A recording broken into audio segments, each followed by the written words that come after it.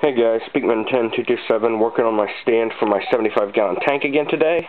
Just giving you guys my, I don't know what this is, second or third update. Anyways, got all the switches installed, wired up properly. The old wiring was a mess. As you know, it controls the outlets. There are some wires showing. Nothing to worry about. It's wired safe. I know, like I said, those of you that know, I used to be an electrician. Here's the feed.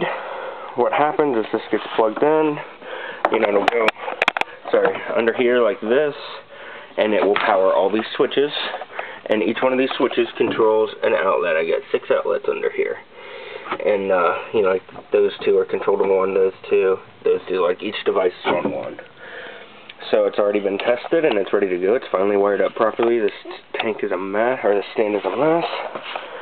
So I will be cleaning it. You can see it needs painted, stuff like that, so that's what we're doing today. We're going to paint it, and hopefully it'll be dry enough to move into the house tonight. Megan is picking up like some airline tubing and some of the stuff that we do need